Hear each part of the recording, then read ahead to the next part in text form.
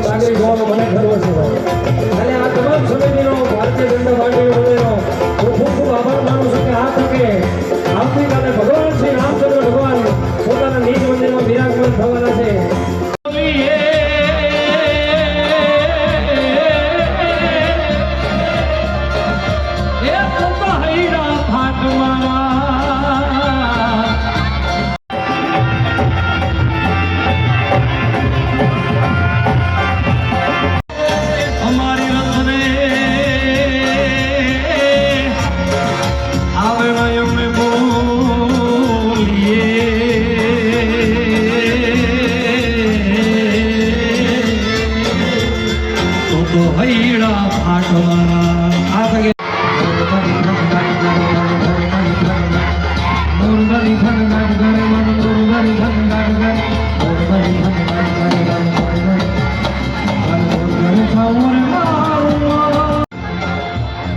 એટલો હરખ છે અંતરના હાથમાંથી, એટલો આનંદ છે ત્યારે આ તકે મને આ એક લોકગીત ગાવાનું મન થાય.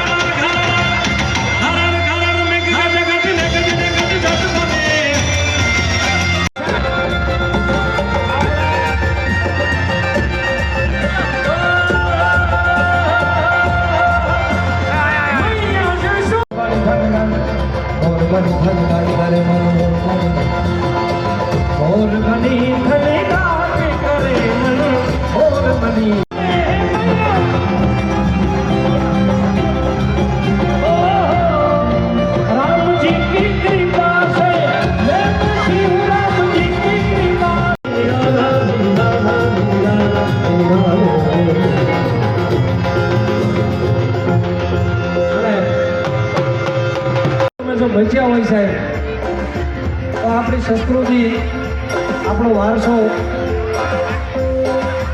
આપણી સનાતન સંસ્કૃતિથી આપણું જે કાંઈ છે એ આપણે એ છે. બાકી ધન દોલતથી કોઈ બચતું નથી ભાઈ. એ આપણે કોરોનાના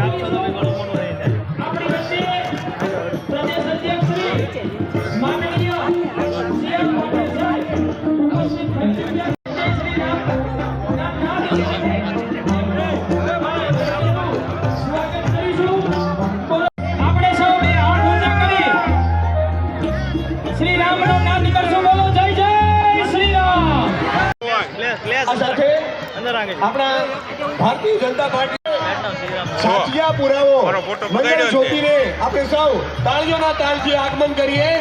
બાલ સ્વરૂપ સૌ અજવાળાને આવકારીએ. આ આનંદ ઉમળકાનો અવસર મજાનો છે।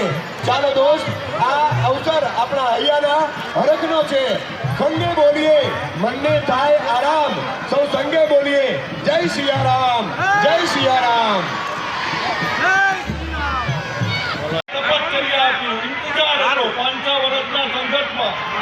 અયોધ્યા ખાતે ભગવાન રામની અને દુનિયામાં આદરણીય મોદીજીના નેતૃત્વ પછી દેશની એક એવી છબી ઊભી થઈ છે સન્માનિત કરે છે। રામનો ખેસ આપી અને રામ મંદિર રામ સ્વરૂપમાં હાજર હોય અને સમગ્ર ભાવેણું એ રામમય બન્યું હોય ત્યારે સી.આર. પાટીલની ઉપસ્થિતિ એમને શહેર અધિકારીશ્રીઓ, મેયરશ્રી, ડેપ્યુટી મેયરશ્રી, નેતાશ્રી, દંડકશ્રી તે વિનંતી છે આ સમય પછીથી નહીં રહે, પ્રભાવમ રહેશે સ્વાસ્થ્યમાં। ચલો સાહેબ।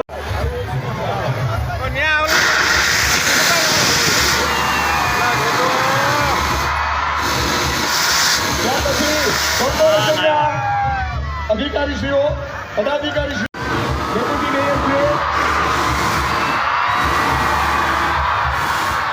મનમાં રામ, તનમાં રામ, જ્યાં જુઓ ત્યાં રામ, આ રામ ઉત્સવમાં સી.આર. પાટીલ, ધારાસભ્ય શ્રી સેજલબેન પંડ્યા, મેયર શ્રી ભરતભાઈ બારોટ, મેયર, ચેરમેનશ્રી, નેતાશ્રી અને દંડકશ્રીને વિનંતી। આપણે સૌ જય શ્રી રામનાથના સાથે બોલશું, બોલો જય શ્રી રામ, જય શ્રી રામ। જોરદાર તાળીઓથી આપણે આ વર્લ્ડ રેકોર્ડ કર્યો છે ભાવેણાના નામે। જય શ્રી રામ। પાટીલ સાહેબના નેતૃત્વમાં ભારતીય જનતા પાર્ટી એ સદૈવ એ પ્રગતિ કરવાની રહી છે ત્યારે એમનું અત્યારનું સન્માન મહાધનુષ બાણથી એ ભાવનગર શહેર મહાનગર ભાજપ પરિવાર આપ સૌ બાળકો પોતપોતાના હૃદયમાં કાયમ રહેશે। ભાવેણાની નગરી પર આપ સૌ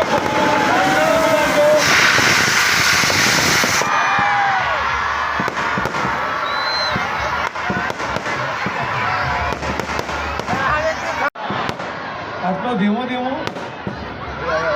જય જય શ્રી રામ। ભાવનગર મુકામે 1551 રામ જ્યારે હાજર છે એવા 1551 રામના સાનિધ્યમાં આપણી વચ્ચે ઉપસ્થિત ભાવનગર શહેરના ભારતીય જનતા પાર્ટીના અધ્યક્ષ શ્રી અભયસિંહ ચૌહાણ, મેયર શ્રી ભરતભાઈ બારડ, જિલ્લાના અધ્યક્ષ શ્રી આર.સી. મકવાણાજી કે આવતીકાલે તો કોઈ અવ્યવસ્થા ન થાય એટલા માટે ફક્ત 6000 લોકોને આમંત્રણ આપ્યું છે, પરંતુ ત્યાર પછી મોદી સાહેબે દરેક લોકસભાની અંદર એક ટ્રેનની વ્યવસ્થા કરી છે।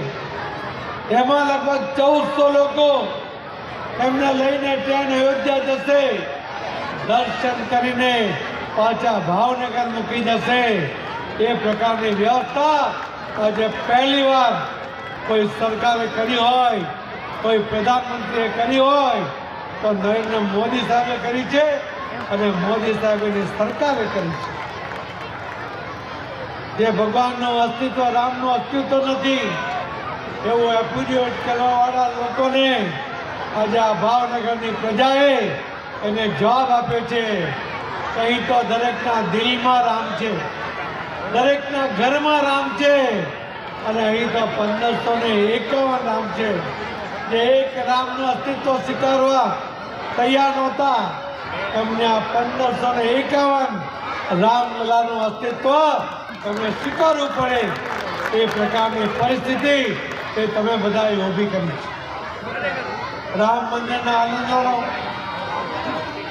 એની અંદરનો સંઘર્ષ અહીં બેઠેલા ઘણા બધા લોકોએ જોયો છે જે કદાચ 91 પછી જન્મ હોય એવા લોકોએ ફક્ત વાતો સાંભળી હશે, પણ જેમણે કાર સેવામાં ભાગ લીધો, જેમણે દ્રશ્ય જોયા છે એમને તો ઘણાને હતું કે મૃત્યુ પામતા પહેલા એકવાર જે ભગવાન રામ ત્યાં ઝૂંપડામાં હતા અને મંદિરમાં એની સ્થાપના કરવી છે, એની ઈચ્છા કાલે પૂર્ણ થવા જઈ રહી છે. આ દેશમાં સનાતન ધર્મમાં માનવાવાળા લોકો આપણી સંસ્કૃતિને બચાવવા માટે આજે આખો દેશ હિલોળે ચડ્યો છે, આખી દુનિયા હિલોળે ચડી છે, આખું ગુજરાત હિલોળે ચડ્યું છે, આખું ભાવનગર પણ હિલોળે ચડ્યું છે. અને હું તો સવારથી અને છેલ્લા 2 દિવસથી અનેક કાર્યક્રમોમાં ગયો છું, ત્યાંનું વાતાવરણ જોયું છે, ત્યાંનો ઉન્માદ પણ જોયો છે, પણ ભાવનગરના તોલે કોઈ ના આવે. જે સ્થિતિ ભાવનગરે ઊભી કરી છે, જે સ્થિતિ તમે બધાએ ભાવનગરમાં વાતાવરણ બનાવ્યું છે, એના માટે આપ સૌને હું ખૂબ ખૂબ વંદન કરું છું. અને આપ સૌને કહીશ કે જેના ઘરમાં રામલલા બેઠા હોય, જેના નગરમાં રામલલા બેઠા હોય, એ નગર, એ રાજ્ય, એ દેશની પ્રગતિ એ નિશ્ચિત છે. અને એ પ્રગતિ કરવા માટે, આ દેશને આગળ લઈ જવા માટે નરેન્દ્ર મોદી સાહેબ જેવા પ્રધાનમંત્રી હોય ત્યારે આપણા માટે કોઈ કામ મુશ્કેલ નથી. હું તો આપને કહીશ કે આ વખતે ગુજરાતની અંદર જે વાતાવરણ બન્યું છે, મારા પહેલા પ્રમુખ તરીકે જીતુભાઈ અને એના પહેલા ફળદુ સાહેબ હતા, એમણે 2 વાર 26માંથી 26 લોકસભાની સીટ જીત્યા હતા. આ વખતે નરેન્દ્ર મોદી સાહેબ પ્રધાનમંત્રી તરીકેની હેટ્રિક કરવા જઈ રહ્યા છે, 3જી વાર પ્રધાનમંત્રી બનવા જઈ રહ્યા છે. એના પહેલા ભારતીય જનતા પાર્ટીની સ્થાપના પછી જેટલા પણ વચનો ભારતીય જનતા પાર્ટીના મેનિફેસ્ટોમાં હતા, આ બધા જ વચનો એ મોદી સાહેબે પૂરા કર્યા છે. અને એટલે જ જ્યારે હેટ્રિક કરવા જઈ રહ્યા છે ત્યારે ગુજરાત ભાજપ પણ હેટ્રિક કરવા જઈ રહ્યો છે. 3જી વાર 26માંથી 26 સીટ જીતવાનો સંકલ્પ સાથે ભારતીય જનતા પાર્ટીના પદાધિકારીઓ અને કાર્યકર્તાઓ આગળ વધી રહ્યા છે. આપ સૌના સાથ અને સહકાર સાથે દેશમાં જે રામ મંદિર અને જે શાંતિમય વાતાવરણ બન્યું છે, જે એકતાનું વાતાવરણ બન્યું છે, મોદી સાહેબે એવું કહેવાય છે ને કે કहीं पे तीर कहीं पे निशाना. હમણાં મોદી સાહેબે લક્ષદ્વીપમાં જઈને એક ડૂબકી મારી અને ડૂબકીની સાથે એમણે એક દેશને આખો ડૂબાડી દીધો. કોને ડૂબાડ્યો? કોને ડૂબાડ્યો નથી ખબર. મોદી સાહેબે લક્ષદ્વીપમાં ડૂબકી મારી, ત્યાં માલદીવને ડૂબાડી દીધો. આજે મોદી સાહેબ ગંગા નદીમાં ડૂબકી મારીને આખા દેશને એક મેસેજ આપી રહ્યા છે કે પૂજા હોય તો કેવી હોય, પ્રધાન સેવક એટલે પ્રધાનમંત્રી હોય તો કેવી હોય. જે આટલા અનુષ્ઠાન કરતો હોય, જે આટલા પૂજા પાઠ કરતો હોય, જે ભગવાનના ચરણોમાં પ્રણામ કરતો હોય, વંદન કરતો હોય, એ જ્યારે શાસન કરે છે ત્યારે નીતિથી કરે છે, એ અનીતિથી દૂર જાય છે. એના કારણે એ દેશને અને દેશના લોકોને પ્રગતિના પંથે લઈ જઈ શકે છે. એટલે મારે તો આપ સૌના કીર્તન કરવાનો મોકો મળ્યો એટલા માટે હું આવ્યો હતો. મને કહ્યું કે વિશિષ્ટ પ્રોગ્રામ છે અને મને મારો મન કહેતો હતો કે મારે આપ સૌના આખો દેશ રામમય બની ગયો છે. છેલ્લા 400 વર્ષથી અયોધ્યાની પવિત્ર ભૂમિ ઉપર જ્યાં ભગવાન રામે જન્મ લીધો હતો, એવા ભગવાન રામના જન્મ સ્થળે રામ મંદિર બને એના માટે અનેક આંદોલનો થયા, અનેક લોકોએ શહીદી પણ આપી, અનેક લોકોએ જે રામલલાના વિરોધી હતા એવી પાર્ટીઓની સરકારની લાઠી પણ ખાધી અને જેલમાં પણ ગયા. 1991માં ખૂબ બધી અગવડ સાથે સરકારોના દબાણની સામે કાર સેવા માટે અયોધ્યા પણ ગયા. એ બધાની ઈચ્છાઓ, એ બધાની અપેક્ષાઓ